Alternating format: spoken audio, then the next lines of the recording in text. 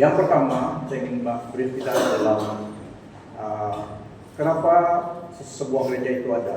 Jadi Pelangi kita memiliki visi dan misi, vision and mission. Vision adalah kita mau sampai ke situ, visi kita mau sampai ke situ. Itu maksudnya vision.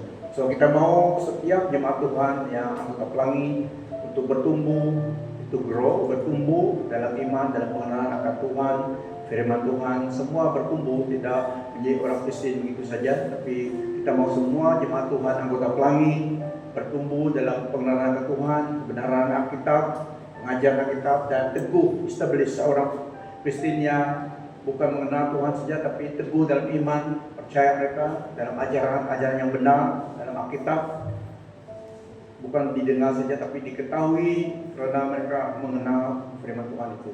So diteguhkan dalam hidup sebagai orang percaya. Dan yang ketiga adalah seorang Kristen hidupnya yang berhasil di dalam memenangkan jiwa dan berhasil di dalam seorang Kristen yang ada perubahan, transformation kehidupannya, ada bukti perubahan dalam hidupnya, tidak seperti dulu lagi, dan sesuatu kehidupan yang mencerminkan Kristus. So kita mau semua jemaat Tuhan di Pelangi bertumbuh teguh dan multiply, yaitu berbuah sebagai orang percaya, berbuah dalam kasih di dalam hidup sebagai orang Kristen, ya, tidak sama seperti dulu lagi. Dan itu visi kita. Kita mau semua anggota Pelangi teguh dalam iman, pengenalan Tuhan, supaya dimanapun kita berada kita tetap teguh berdiri, dan kita akan menyaksikan, kita akan testify bahwa Allah itu benar, yes, ada benar. Saksian hidup kita adalah karena setia dan tetap tinggal dalam Kristus, dalam kebenaran Tuhan, tidak berubah meskipun banyak pressure di sekitar kita, karena kita di antara orang dan juga di dunia banyak yang mempengaruhi, tapi hidup kita telah diteguh dalam iman Kristen yang benar. Dan kita memenangkan orang datang kepada Tuhan, bukan kita yang ditarik kembali lagi kepada kesesatan ataupun kegelapan, kepada erroneous teaching, tapi establish teguh dalam iman, dan kita yang menarik orang datang kepada Tuhan. Itu ada kehidupan orang Kristen yang kita mau, itu tujuannya. Ada grup kita di mana dalam proses itu tanggung jawab sebagai pastor adalah memastikan anggota gereja adalah orang Kristen yang sungguh-sungguh ada substance dalam Tuhan, pengenalan akan Tuhan, pengalaman akan Tuhan. Dimanapun mereka berada kelak, mereka tetap teguh. Dimanapun mereka berada di bawah mata di dunia ini, mereka tetap teguh dan iman, tidak dipengaruhi, tidak pindah camp, tapi tetap teguh. Jadi semua ada tanggung jawab. Sebagai pastor mengajar kebenaran berdasarkan Alkitab, jemaat Tuhan harus mengikut firman Tuhan, sama-sama mengikut prinsip firman Tuhan, supaya sendiri kita teguh dimanapun kita berada. So itulah ada maksud, ada tujuannya satu gereja, local church. Gereja adalah pertemuan orang-orang percaya, dan itu visi kita. Kita mau semua ke arah situ. Dan yang kedua adalah sebagai gereja kita mau menenangkan jiwa, membawa orang datang kepada Tuhan yang belum diselamatkan. Sebenarnya kita lihat juga dalam banyak tempat, dan ada yang sudah Kristen tetapi sudah evangelize, sudah Kristen tapi harus di re-evangelize lagi, disedarkan lagi karena mereka murtad, karena mundur. Jadi kita mau sebuah gereja, seorang Kristen, jemaat Tuhan yang sudah teguh dan memenangkan jiwa melalui kehidupan kita, melalui corak kehidupan kita, dan memperkenalkan Kristus. Ya, so itu visi. Apa yang kita lakukan itu mission kita. Mission kita adalah membawa jiwa kepada Tuhan. Semua kita ada peranan, bukan kerja pastor saja yang memenangkan jiwa. Semua sudah diselamatkan dan menjadi agent of change, dipakai Tuhan menjadi channel untuk menyelamatkan orang lain. Dan yang dimenangkan, mereka juga akan diteguhkan dan dilatih seperti kita juga, supaya juga menjadi pemenang jiwa. So caranya kita lakukan itulah, kita selain daripada gereja, kita ada klub syarikat di mana semua anggota ada peluang dilatih dan diberi peluang untuk berdoa, fasilitas pelajaran, dan itu cara kita bertumbuh. Ada fellowship. So ini refresh vision kita, kenapa kita ada sebagai gereja, sebagai orang percaya. Yang terutama memang kita menyembah Tuhan. We are here to worship the Lord, maka perkenalkan Dia. Tetapi kita ada tugas yang Tuhan berikan. So sebagai gereja Pelangi, inilah yang kita lakukan, vision kita. Dan pada hari ini adalah topik kita, kehidupan Kristen yang established, kehidupan Kristen yang teguh, and established Christian life. Apa itu established Christian life? Apa itu kehidupan orang Kristen yang teguh? Ini yang kita akan lihat. Kehidupan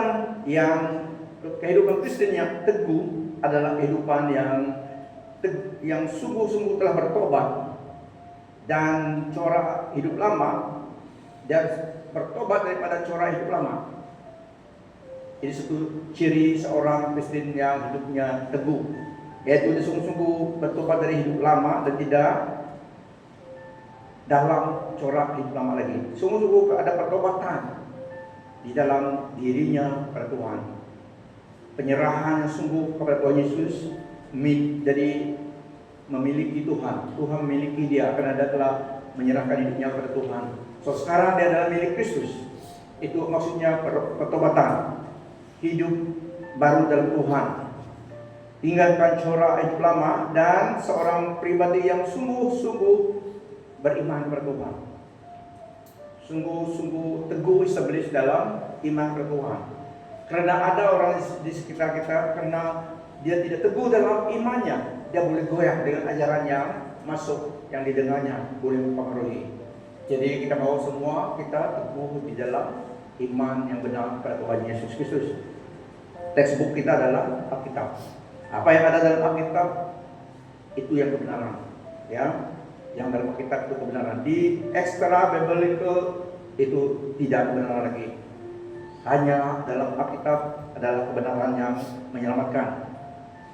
Dan seorang Kristen yang teguh dalam imannya adalah yang dipenuhi ataupun dipimpin oleh Roh Kudus dalam hidupnya, dan ke arah seperti Kristus, supaya memuliakan Allah dalam hidupnya. Saya ulangi, hidup Kristen yang established, yang teguh adalah hidup Kristen yang melakukan firman Tuhan. Melakukan firman Tuhan, menuruti ajaran firman Tuhan. Kau saja mendengar tapi menurutinya, melakukannya. Ada pertobatan yang sungguh-sungguh terlakukan antara dia dan Tuhan saja. Dan memiliki iman yang teguh kepada Tuhan Yesus Kristus.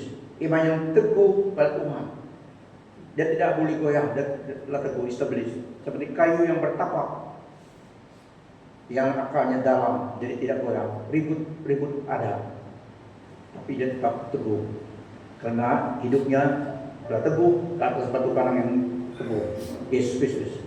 Karena banyak ajaran di sekitar kita yang boleh mempengaruhi, yang boleh memberi satu convincing, walaupun itu ajaran yang tidak disupport oleh firman Tuhan.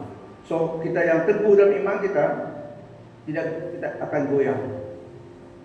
Kalau orang yang tidak teguh dalam imannya pasti akan goyah. 2 hari yang lalu Senadin banjir, ya. Banjir. Kampung tempatnya bagus, kali ini sudah surut, tidak banjir, tapi sudah 2 kali banjir. Populer dengan banjir. Kampung Panai. Kalau yang driver mau pulang kampung, kalau udah berjaya sampai kampung, lulus, ada kelas I, ya. Kalau belum sampai kampung ikut jalan Panai, belum champion lagi pakai off-road. Kalau sudah dia terbukti pergi kampung Panai, balik kembali lagi selamat, boleh bagi dari segi off-road.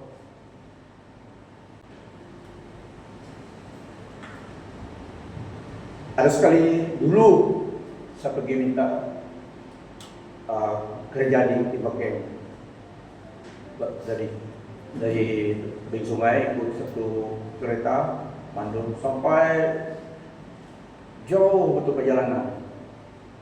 Dulu busy di Bakemnya. Belum ada kawan betul masa itu. Pergi tidur dengan mungkin orang Indonesia yang tidur di rumah tarik, kata orang kalau di Bakem di rumah dapat tarik itu dari rumah tarik, bukan tarik pakai tangan, tarik pakai lipat, selalu pindah-pindah. So saya tidur, banyak kami lah, ada yang lain juga tempat satu rumah tarik yang ditinggal di situ, tapi ada orang diam, orang Indonesia mungkin mereka general worker. Karena next day interview, tidurlah sana semalam itu. Tidur begitu saja lah, pakai baju tebal, tidak bagi selimut, tidur saja, asal tidur. Tunggu, harapkan matahari tepat pagi saja, karena tidak selesai tidur. Sudah bangun pagi, pergi jumpa itu dalam chip mekanik tes kereta. Waktu itu sebelum sempat awal itu, masa itu bawa dump truck katanya, itu truk bawa barang nembak tanah lah. So tes itu kereta dia bilang pergi masuk. Tes buka umpan mana izin dah, cek M. Ini betul-betul cara betul-betul dari kelas level betul-betul. Semua takut kita lulus cek M dan cukup simpan. Tapi sebenarnya ada perlu cek. Tapi kita ikutlah kalau tes JPJ memang metode tes M dan pas itu saya masuk kereta, start chip dengan yang ikut. Wah, kalau di camp itu bukan tempat jalan boleh sana, bukan tempat itu pergi ke daerah sana. Terus begini saja. Tapi sudah cukup trending lah saya itu. Ada kelas I saya. Kelas I dari Multi sampai kelas I di Multi. Kelas I itu boleh buat trailer begitulah itu. Tidak ada yang besar daripada itu lagi I. So masuk tapi masih tes. Masuk, dia ikut wah, terus naik tinggi betul bukit tutup sana, naik terus sampai sana. Dia tengok mungkin steady, dia tengok turun, dia bilang terus turun, kami doang terus parking lagi pergi office, terus diterima karena lulus bukit itu yang tes tuh. Padahal yesterday ada seorang dari Miri kata mereka, orang Chinese kah? Ada kelas I juga dia, tapi kelas I itu dalam bandar, karena belum di camp. Dia yang dulu tes sekali mereka naik bukit itu, bukan jalan raya yang seperti di aspal ini, itu jalan tanah lah, jalan camp. Naik mereka, kata mereka yang lihat dia chip ada dengan dia. Sekali naik mau masuk dia tidak masuk dia, terus mau Gustan. Kalau Gustan naik bukit itu jauh pergi sana, tapi chip dengan itu terus angkat balik, kuat balik. Waktu itu kereta Hino kuat balik. Wah, tidak lulus ya. Jadi saya pergi sama bukit yang itu memang bukit tinggi, tapi sudah lulus angkat batu sebelum itu. Waktu angkat batu pertama belajar dalam terang, belajar sendiri. Dia ambil lesen di Merudi masa itu. Presidensi ada ikut sekali 2 kali, ambil lesen, tapi lulus juga. Tapi mau kerja, mau tes juga, lesen I, kelas I, tapi dalam bandar. So pergi tes, diterima, so terus kerja lah. Itu mulai pada terang. Oke, itu tidak dalam firman Tuhan itu, supaya kita tidak ngantuk ya. Itu cerita yang benar, bukan cerita bohong, cerita benar. So ada ujian. Di dalam kehidupan ada ujian. Seperti orang sekolah juga ada ujian, kalau dapat ambil pangkat, pun naik upgrading. Begitu juga iman kita. Ada ujian, tapi kalau hidup kita terus berdiri teguh dalam firman Tuhan kebenaran, ujian datang kita tetap teguh dari hidup kita. Ya, harus ada ujian supaya polis sama ada itu sungguh-sungguh genuine, sungguh-sungguh dapat dipakai, dipercayakan, harus ada ujian. Begitu juga hidup Kristen. Di mana-mana ada ujian hidup di dunia ini. Bagi iman kita, iman seorang Kristen lebih banyak cabaran daripada orang dunia. Karena musuh kita tidak senang orang Kristen beriman kepada Tuhan Yesus, karena dia tidak senang kamu masuk surga. Dia tidak senang kamu menginjili orang lain, bawa orang lain kepada Tuhan. So dalam hidup ini semua ada ujian. Ya, begitu juga dalam iman kita. So hidup orang Kristen yang established, yang teguh adalah melakukan firman Tuhan tadi, menuruti firman Tuhan, pertobatan yang sungguh-sungguh, iman yang teguh kepada Tuhan Yesus, dan dipimpin, dikuasai oleh Roh Kudus. Semua orang Kristen setelah menerima Yesus sebagai Tuhan Juru Selamat diberi Roh Kudus penolong kita. Jadi bagaimana persahabatan kita dengan Roh Kudus, itu tanggung jawab kita dengan Dia di dalam perjalanan hidup kita.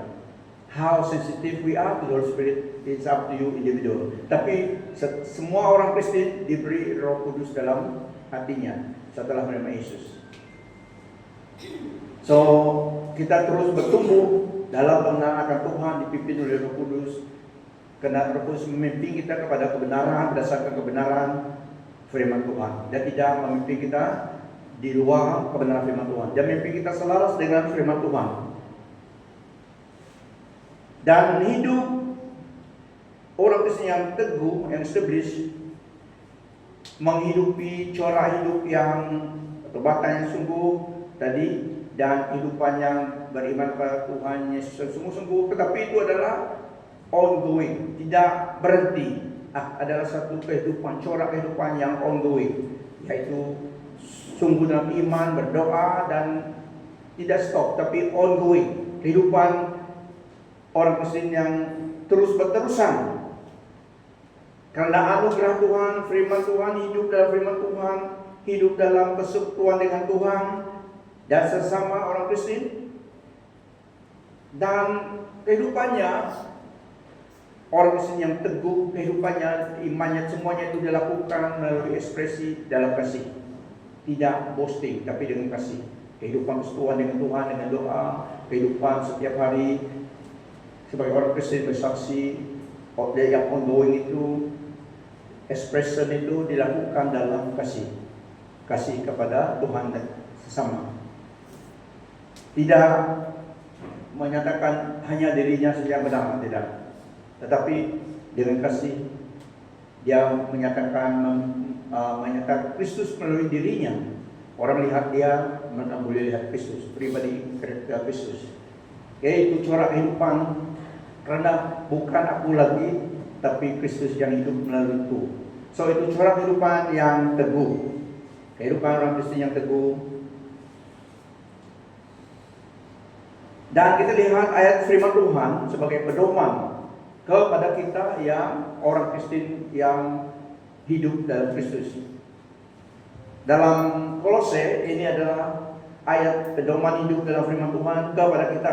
Kolose 2 ayat 6 sampai 8. Oleh sebab kamu telah menerima Kristus Yesus sebagai Tuhan, hiduplah melangkah dalam Dia.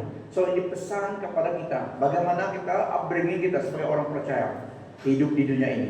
Saya ulangi, oleh sebab kamu telah menerima Kristus Yesus sebagai Tuhan, hiduplah melangkah dalam Dia, berasas dan terbina dalamnya, serta bertapak teguh dalam iman, sebagaimana kamu telah diajar penuh melimpah dengan kesukaran. Saya ulangi, oleh sebab kamu telah menerima Kristus Yesus sebagai Tuhan, hiduplah melangkah dalam Dia, berasas dan terbina dalamnya, serta bertapak teguh dalam iman, sebagaimana kamu telah diajar penuh melimpah dengan kesyukuran. Awaslah jangan tertipu oleh orang yang menggunakan falsafah dan tipu daya yang sia-sia, menurut adat manusia, menurut ajaran asas dunia, bukan menurut Kristus. Dalam tafsiran baru, kamu telah menerima Kristus Yesus Tuhan kita, karena itu hendaklah hidupmu tetap di dalam Dia. Hendaklah kamu berakal di dalam Dia dan terbangun dan dibangun di atas Dia. Hendaklah kamu bertambah teguh dalam iman yang telah diajarkan kepadamu, dan hendaklah hatimu melimpah dengan syukur. So, ini yang pertama, yaitu pesanan dan nasihat, petunjuk pedoman hidup kita sebagai orang yang percaya pada Yesus, supaya hidup kita teguh dalam Tuhan. Yang kedua, Yohanes 15 ayat 4-8.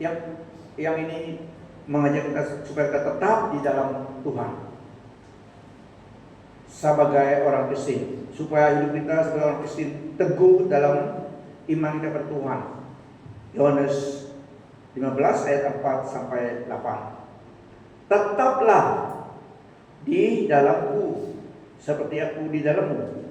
Ranting tidak dapat berbuah jika terpisah dari pokok anggur. Demikian jugalah kamu dapat berbuah hanya jika kamu tetap di dalamku. Aku pokok anggur dan kamu ranting-rantingnya. Jika kamu tetap di dalamku dan aku di dalammu, kamu akan berbuah lebat. Tanpaku kamu tidak dapat menghasilkan apa-apa.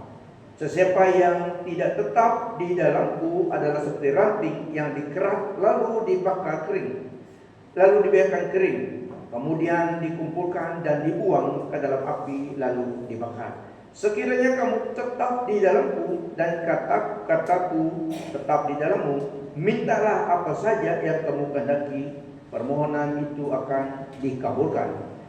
Kemuliaan Bapa ternyata apabila kamu berbuah lebat. Itulah tanda kamu benar-benar muridku. So, ada tanda-tanda kita murid Tuhan. Pasti berhasil sebagai orang Kristen. Teguh dan dapat berbuah karena kita tetap di dalam Tuhan, dan melalui kita dia dapat menghasilkan buah-buah lebat oleh Roh Kudus melalui hidup kita. So, yang kedua tadi, tetap di dalam Tuhan. Untuk kehidupan yang teguh, established sebagai orang Kristen, hidupnya harus tetap di dalam Tuhan. Yang ketiga, harus mentaati firman Tuhan. Kehidupan orang Kristen yang teguh adalah kita harus tetap taat kepada Tuhan. 1 Yohanes 2 ayat 5-6. Mentaati. Tadi tetap di dalam Kristus dan bersama dengan Dia, dan yang ini mentaati ataupun taat kepada Tuhan firman-Nya. Tetapi jika sesiapa taat akan firman Allah, maka sempurnalah kasih Allah di dalam orang itu. Dengan demikian kita ketahui kita ada di dalam Dia. Sesiapa berkata bahwa dia tetap di dalam Allah, hendaklah dia menurut jejak langkah Kristus.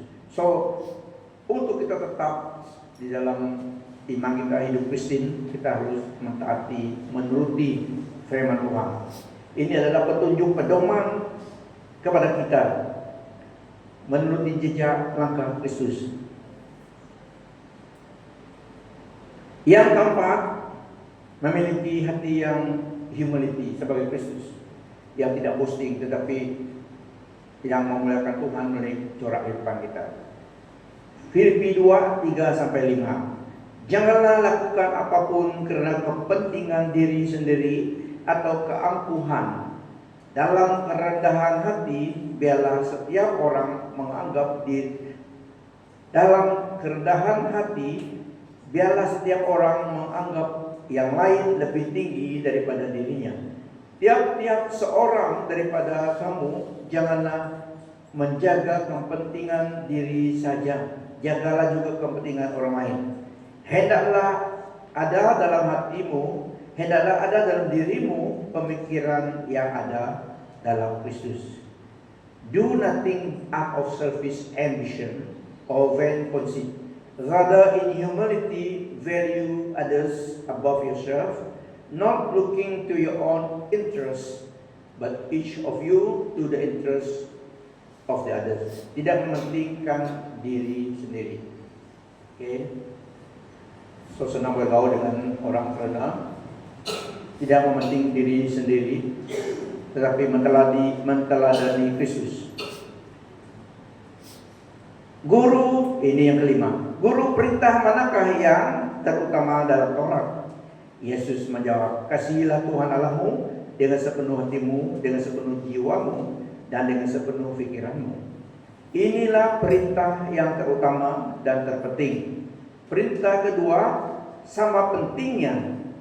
Sama pentingnya mengasihi Tuhan yang sungguh-sungguh, sama pentingnya dengan mengasihi orang lain. Sama pentingnya kata firman Tuhan. Inilah perintah yang terutama dan terpenting. Perintah yang kedua tadi, yang ini perintah yang kedua sama pentingnya dengan yang pertama tadi. Kasihilah sesama manusia sebagaimana kamu mengasihi dirimu sendiri. Seluruh Taurat Musa dan ajaran nabi-nabi berasaskan dua perintah ini. So ini adalah perintah hukum Taurat dan juga sampai kepada kita. Tapi perintah ini oleh anugerah Tuhan, Dia yang memampukan kita melakukannya.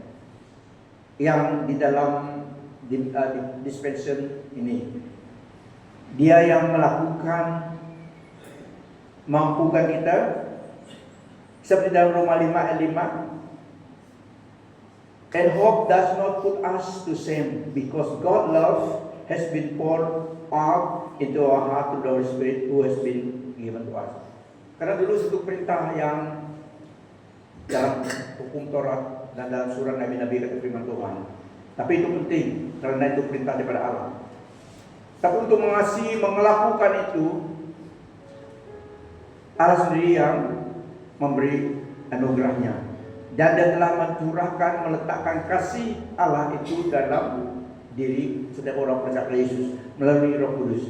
So kita naturally sebagai orang yang lahir kembali, yang memiliki Roh Kudus dalam diri kita, karena kita menerima Yesus sebagai Tuhan dan Juru Selamat, naturally secara sifat kita adalah kita mau mengasihi Allah dan mengasihi orang lain. Bukan menjadi satu perintah lagi, karena sudah dalam sifat kita, karena kita telah dilahirkan kembali. Bukan menjadi Taurat lagi bagi kita, tapi menjadi bagian hidup kita, karena Allah telah mencurahkan kasih-Nya itu dalam hati kita melalui Roh Kudus. Dia yang melakukannya, sehingga kita naturally sebagai orang yang telah dilahirkan kembali, memiliki Roh Allah dalam diri kita, naturally sifat kita mau mengasihi Tuhan. Tidak sebagai perintah lagi, tetapi satu sifat kita mau mengasihi Allah, memuji menyembah Dia, dan juga mengasihi orang lain. Karena kita telah mengalami kasih Allah itu, so bukan menjadi Taurat bagi kita, tetapi menjadi satu bagian hidup kita sebagai orang yang ciptaan baru. Karena Allah yang mencurahkan, pour out into our heart, bukan memberi, itu adalah pouring out, menuangkan kasih-Nya itu ke dalam hati orang percaya melalui Roh Kudus. Perkataan itu adalah perkataan yang menuangkan,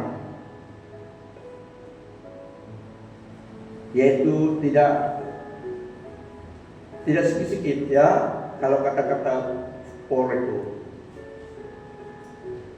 Tafsiran lain set abroad in your heart. Tapi pengertiannya adalah Allah telah menuangkan kasih-Nya, memberikan kasih-Nya dalam diri kita oleh Roh Kudus. Sehingga kita naturally, sifat baru kita adalah mengasihi Tuhan, memuji Tuhan, dan juga mengasihi orang lain. Tuhan katakan musuh kita juga kita mengasihi mereka. Maksudnya kita tak perlu benci mereka, walaupun kita tidak suka mereka. Ya kawanmu, saya suka kamu, saya tidak benci kamu, dua-dua.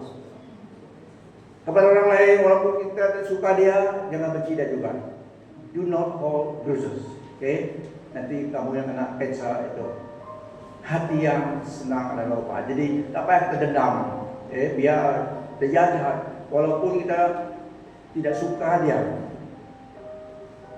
Siapa suka orang curi barang curi ayam kamu? Kamu suka dia kan? Kamu tidak suka dia kan? Tapi kamu tidak perlu dendam dia. So itu sifat kita. Kita berikan dia kepada Tuhan saja. We don't hold grudges. Kita tidak mendendam. Okay? Karena kita tidak dapat dan kita tidak perlu menyenangkan hati semua orang. Dan orang pun tidak semua senang kepada kita. Dia kamu, saya senang kepada kamu. Ya, tapi itu kenyataan dalam hidup ini. Jadi sebagai orang ciptaan baru, kita berjalan dalam kasih Tuhan, pengampunan Tuhan, mengasihi Allah, mengasihi orang lain. Karena kita hidup masih di dunia ini, tidak ada perfect. Jadi kita hidup di antara orang yang belum kenal Tuhan juga. Tujuan kita mau baik dengan orang supaya cari kesempatan peluang membawa mereka kepada kebenaran, keselamatan. Itu yang objektif sebenarnya hidup kita, membawa seorang lagi tentang keselamatan. Bapak mau bagi dari itu, ada seorang gila, orang perempuan kan laki. Terus saya tanya, perempuan gitu, dia bilang, oh perempuan itu, dia bilang. Saya tidak cek lah, tidak, itu macam laki itu. Baring di situ di awal sana. Kenapa? Kita beli nasi. Jangan beli nasi. Nanti salah-salah orang bilang kamu meracunkan dia lagi. Buat dia mati. Oke. Ini juga aku bilang sekarang. Mau tolong orang tidak kenal, kamu bagi dia buah beli nasi, beli minum. Sudah sakit, memang dia sakit diri dia, tapi nanti dia tuduh kamu yang bagi dia. Dia bagi ada 5 ringgit kamu, dia bilang sama saya. Kenapa? Kamu bagi dia, tambah punya ini, dia bilang. Dia pergilah, pergi. Jangan jaga, takut tarik kamu, dia bilang. Tapi untuk orang hari ini saya borong kerja.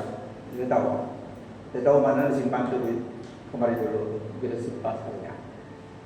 Jangan lama sana, nanti mana tahu jaga tangan kamu nanti. Saya borong dia. Kesian. Ada satu pelayanan di India yang tahu. Tapi pelayanan macam itu perlu passion of heart dan perlu budget juga. Ada satu pelayanan di India ini real. Lama sudah ini, bukan sekarang ini. Berapa tahun sudah pelayanan itu. Mereka ini bawa van pergi jalan-jalan. Tengok orang yang sembarang baring itu, angkat mereka masuk dalam van, bawa ke tempat pemulihan rumah mereka. Mereka perawat mereka, ada yang tidak ada tangan lagi, ada yang mau sakit. So macam-macam orang yang sudah orang buang lah, sampah di jalanan. Mereka ambil mereka rawat. Karena tim ini ada yang dokter, ada yang nurse, ada yang macam-macam lah, ada businessman. Karena perlu belanja makanan semuanya. Sehingga mereka ini baik, jadi baik, ada yang baik. Mereka dapat bekerja, mereka dapat dirilis kepada masyarakat. So itu pelayanan mereka. Angkat orang yang sakit, luka-luka yang tidak dapat pergi hospital, tapi baring di tepi jalan, mereka angkat. Wah, ada superstar dan mereka tim lah, bukan satu orang, banyak tim mereka. Angkat, pikul masuk dalam van, bawa pergi rumah. Ada satu center mereka. Di situ ada orang yang menjaga, merawat, beri makan, volunteer semua, tapi ada yang finance-nya. Itu adalah pelayanan yang memuliakan Tuhan dan memberkati orang. Ada pelayanan begitu, tapi tidak banyak. Dan tidak semua dapat lakukan itu. Ya. Jiwa manusia sangat penting. Bayangkan api neraka itu. Jika dia tidak selamat, memang percuma adalah hidup ke dunia ini. So itulah yang motivate kita mengasihi sesama kita manusia. Meskipun kita tidak suka semua orang, tapi kita kasih cari kesempatan at least dapat sharing firman Tuhan, cara bagaimana membantu dia dengan jiwa keselamatan jiwanya. Itulah kita guna pakai duit juga yang menolong, tapi ultimately motif dia adalah supaya dia diselamatkan jiwanya, supaya dia tidak masuk neraka. Ini sangat penting memenangkan jiwa. Walaupun kita tidak dapat paksa, tapi ini sudah dapat lakukan. Humanitarian aids itu sebenarnya menolong orang, tidak boleh stop di situ. Harus target jiwanya datang pada Tuhan. Karena kalau pribadi itu telah mengenal Tuhan, hidup baru, dia dapat menjaga hidupnya. Dan dia meninggal pun apa? Dia masuk surga. Itulah tujuannya ada gereja di dunia ini. Wakil Kristus. So kasih itu diberikan Allah kepada kita dalam hati kita sebagai orang Kristen. Kita tidak dendam, walaupun kita memiliki orang yang tidak suka kita tidak dendam. Kita mengampuni saja dan kita jangan concern buang masa kita dengan hal begitu. Kita mengasihi mereka supaya jiwa mereka diselamatkan apabila mereka kenal Yesus. Yang sedihnya juga kalau orang Kristen itu meninggal camp, masuk camp baru. Ini yang bahaya juga ya. So anak muda tidak pindah-pindah camp ya. Lihat kamu, jangan pindah camp. Ini camp kemenangan, ini camp keselamatan. Yesus Kristus beri semua bagi dia. Haleluya. Kenapa mau sedih binasa jiwa kita? Yesus datang untuk kita memberi segala-galanya supaya jiwa diselamatkan. Itu pentingnya hidup kita secara pribadi memang sungguh-sungguh bersama dengan Tuhan. Not knowing about God, knowing Him. Bukan sekadar mendengar tetapi mengenal dia secara pribadi. Walaupun bagaimanapun orang try to dissuade us meninggalkan iman, kita tidak. For I know whom I believe. Saya mengenal siapa yang saya percaya. Bukan orang lainnya, bukan berdasar iman saya berdasarkan apa orang-orang kata, tapi berdasarkan apa yang Tuhan Yesus katakan dalam firman-Nya. So itu iman kita teguh ya. Kita sama-sama harus mengenal juru selamat kita. Roh Kudus diberikan supaya memampukan kita mengenal Dia. We cannot know God, we can never know God dengan human flesh. Kita mengenal Kristus, pribadi Allah, melalui pertolongan Roh Kudus dalam diri kita. Dia make Christ real to us, itu perintah Roh Kudus. Dia mengakukan Tuhan Yesus, membawa kita lebih mengenal Dia. He went to the Lord Jesus Christ. Itu perintah Roh Kudus. Dia mampukan kita mengenal juru selamat kita. One God, three personality, pribadi. Itu adalah rahasia, itu adalah satu supernatural ataupun satu ajaib-ajaiban dalam ajaran Kristen. Satu Allah dalam tiga pribadi. Tuhan Yesus katakan, kalau kamu telah melihat aku, kamu telah melihat Bapa. Bapa dan aku satu, kata dia. Untuk lebih senang lihat, mengerti itu, Yesus menyatakan siapa diri Allah itu, siapa Bapa dan dirinya. Dia bekerja dalam kuasa Roh Kudus. So, dia satu Allah, tapi peranan berbeda. Allah harus datang ke dunia ini menjadi juru selamat. Yesus datang. Dan dia balik setelah melakukan penebusan. Pribadi Allah harus tinggal bersama orang percaya. Roh Kudus datang. Siapa yang percaya diberi. Tidak terbatas lagi. Waktu Yesus datang ke dunia ini dengan satu person, limited dia. Dia ada di pelangi, ini tidak dapat di Yerusalem. Tapi karena Roh Kudus datang, karena Roh Allah adalah ruah angin, so, ada di mana-mana. Dia ada tinggal dalam hati kita. Itu adalah supernatural. Ajaran Kristen adalah ajaran Alkitab yang supernatural. Bagaimana pribadi Allah dalam diri orang percaya. Tapi firman Tuhan katakan demikian. Dan kita saksikan, kita saksikan, mengalaminya, Roh Allah di dalam diri kita. Kita tidak tahu bagaimana, how is the cara Allah bekerja, how is that chemistry work, kita tidak tahu. Tapi yang kita tahu adalah Roh Kudus bear witness with our spirit, we are children of God. Dan Dia di dalam kita. Kata firman Tuhan, tubuh kita adalah bait Roh Kudus. Roh Allah tinggal dalam diri kita. Bagaimana Tuhan melakukannya? How can a person dwell in us? Itu adalah pekerjaan Allah. Hanya ajaran Alkitab, ajaran Tuhan Yesus saja yang memiliki ajaran yang demikian. Amen. So itu Allah kita adalah supernatural. That's why kita pindah-pindah what for? Dia yang menciptakan segala-galanya. Dia berikan rohnya tinggal dalam hati kita. Di dalam setiap pribadi orang percaya. Walaupun different intensitinya pekerjaan Allah dalam roh Allah dalam diri orang percaya, meskipun diberikan tidak sama intensitinya, anointingnya itu, tapi semua orang percaya diberikan, ditandai dengan Roh Kudus. Kita diberi potensial sebagai orang Kristen untuk menghasilkan buah melalui diri kita. Walaupun tidak sama dengan mungkin kita memenang 10 jiwa, orang lain memenang 100 jiwa, ada yang memenang 2 jiwa, tapi semua potensial itu diberikan dalam hati, dalam hidup kita sebagai orang Kristen untuk multiply, memenangkan orang lain melalui hidup kita. Mungkin melalui cycle of influence kita, tapi semua kita diberi potensial untuk melakukan itu sebagai pribadi, sebagai orang percaya, ya. So, kehidupan yang teguh dalam Tuhan adalah yang pertama, berakal dalam firman Tuhan.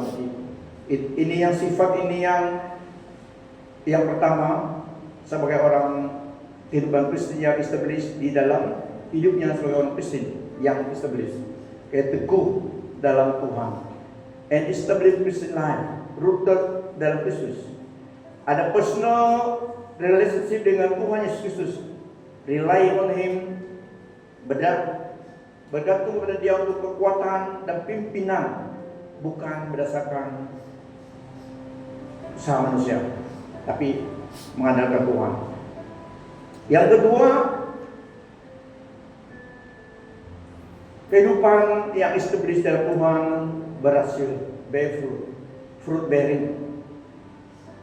Spiritual growth is evident by the fruit of the Spirit: love, joy, peace, patience, kindness, goodness, faithfulness, gentleness, self-control, and good works that honor God and serve others. Yang ketiga, ketaatan dan kasih, obedience as love. Following God's commands is not a burden, but an expression of love for Him and a way to reflect His character to the world. Kristus melalui hidup kita. Dan hidup dalam persekutuan. Hidup orang Kristen adalah hidup persekutuan, fellowship, tidak island, tidak diri sendiri, tetapi ada persekutuan dengan sesama seiman, supaya mendorong satu sama yang lain. Nah, kita lihat juga gereja sepertinya hospital. Gereja sepertinya hospital, merawat orang, lebih kepada rohani walaupun holistik. Tapi kita lihat peranan gereja juga seperti hospital, merawat orang yang sakit, yang belum kenal Tuhan, spiritual welfare mereka.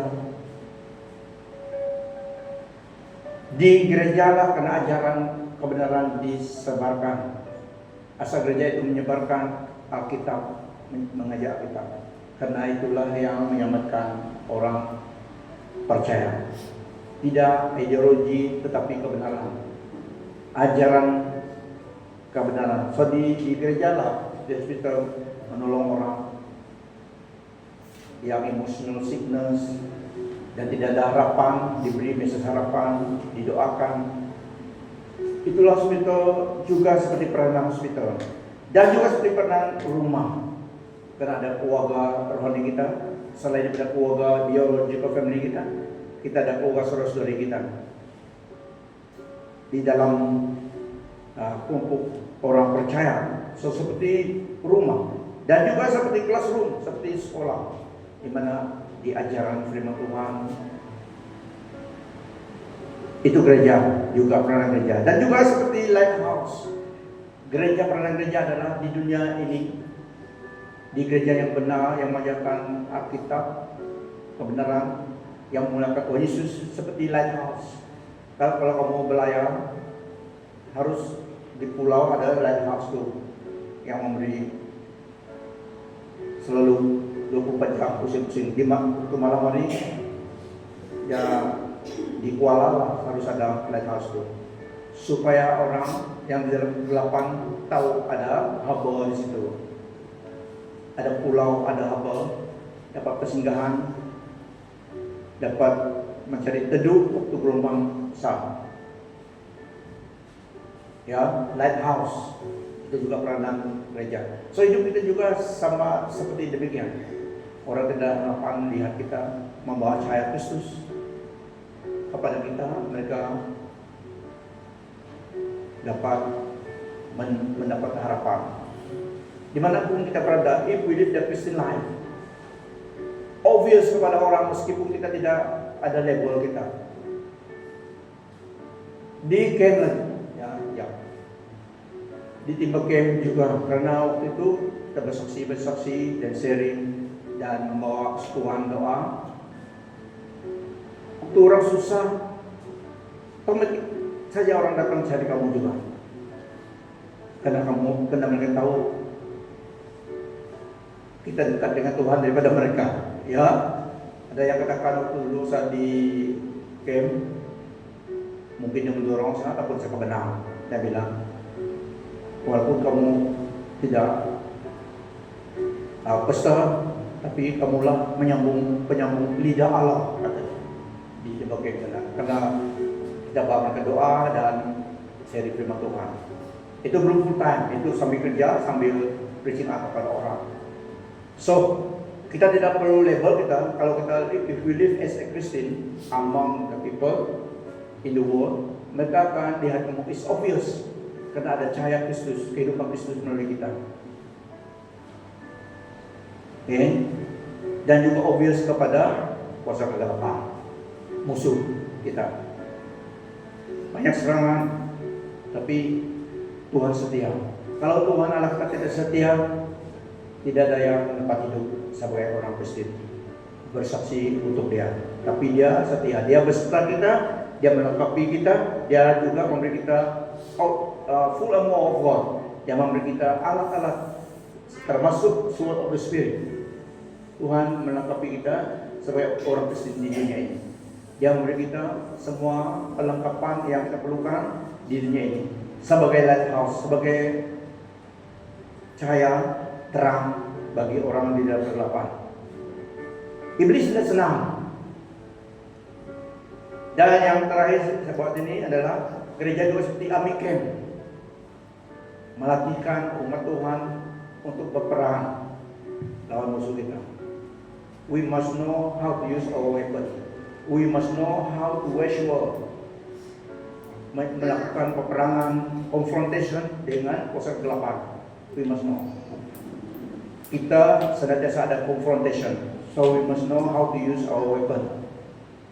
Tuhan beri kita the full armor of God dan juga senjata. So we cannot deny the fact itu harus ada. So itulah firman Tuhan juga memberi ajaran kita adalah tentara Kristus, army of God di dunia ini. Miliki hati yang bersyukur kepada Tuhan. Okay, dan tadi terus adalah tentang community involvement. Kristus, tubuh Kristus di dunia ini adalah persekutuan dengan sesama dan mempengaruhi lingkungan dia dengan kebaikan Tuhan. Seperti dalam firman Tuhan yang selalu kita hafal, Ibrani 10:24-25, marilah kita saling memperhatikan satu sama yang lain untuk menimbulkan kasih dan perbuatan yang baik. Jangan berhenti daripada berhimpun seperti yang dilakukan oleh setengah-setengah orang. Nasihatilah sesama sendiri, terutamanya setelah kamu sadar hari Tuhan itu kian hampir. Let us consider how to score. Mari kita mencari jalan untuk mendorong satu sama lain. So, satu caranya adalah datang ibadah. Kalau orang tidak datang ibadah, bagaimana kita mendorong mereka? Harus sama-sama datang, sama mendorong satu sama lain. Karena kita perlu fellowship, kita perlu persekutuan, menghangatkan iman kita. Ini adalah firman Tuhan untuk kita, memberi kita pedoman sebagai orang Kristen, kita memerlukan satu sama lain, community living, dan antara sesama kehidupan. 1 Korintus 12 ayat 13. Sebagaimana tubuh yang satu mempunyai banyak anggota, tetapi semua anggota itu merupakan satu tubuh, demikian juga Kristus. Oleh satu roh kita semua telah dibaptiskan ke dalam satu tubuh, baik orang Yahudi maupun orang Yunani, baik hamba maupun orang merdeka, dan semua telah disuruh minum ke dalam satu roh yang sama. So, satu tubuh dalam tubuh Kristus. Kita diinkorporasi dalam satu tubuh sebagai gereja. Tanggung menanggunglah beban satu sama yang lain. Gereja 6 ayat 2. Dan dengan demikian laksanalah hukum Kristus. Kita perlu persekutuan, community living dengan sesama kita sebagai tubuh Kristus, dan memiliki mission yang bersama. Di gereja kita memiliki pekerjaan yang bersama, yaitu sebagai community memenang jiwa. Produk kita adalah melakukan perbuatan baik, itu baik, tapi tidak seperti itu. Harus sampai kepada keselamatan jiwa seseorang itu. Mari kita berdiri.